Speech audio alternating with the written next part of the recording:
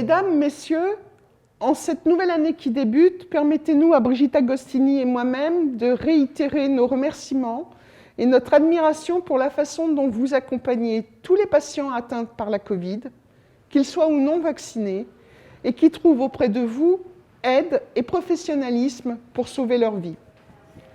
L'année 2020 avait commencé avec des applaudissements tous les soirs pour vous soutenir et vous remercier. L'année 2021 avait débuté sur l'espoir d'un vaccin qui nous promettait des jours meilleurs. Elle s'est finie avec des appels de détresse pour un hôpital qui souffre et qui menace de craquer, avec un personnel soignant en nombre insuffisant, ce qui entraîne des fermetures de lits, avec cette Covid qui vampirise les services et vous oblige à déprogrammer les autres patients. À vous toutes et tous, merci. L'hôpital est un enjeu majeur dans cette année présidentielle, qui ne semble pas amener les futurs candidats à faire les propositions qui s'imposeraient. Et pourtant, si l'hôpital s'effondre, c'est tout le système de santé qui s'écroule. La défense des droits des usagers a été et reste un enjeu majeur pour les représentants des usagers que nous sommes. Rappelons à ce sujet que nous allons fêter le 20e anniversaire de la loi Kouchner le 4 mars prochain. Et le respect de ces droits participe également à une meilleure qualité et sécurité des soins.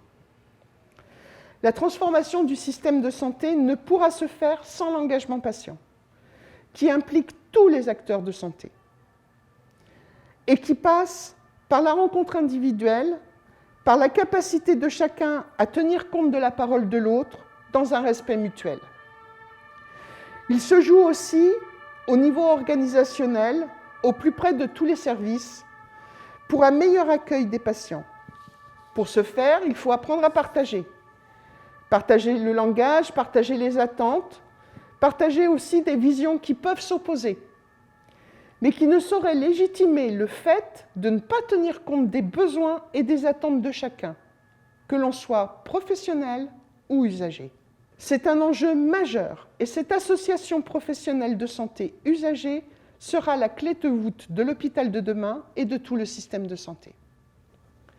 Enfin, permettez-nous à Brigitte et à moi-même, alors que nous vous présentons pour la dernière fois les vœux en tant que membre du conseil de surveillance, de remercier chacun de vous, présidente du conseil de surveillance, directeur général, directeur de site, directeur qualité, chargé des relations avec les usagers, et tous les professionnels avec lesquels nous avons partagé des moments de réflexion et de travail.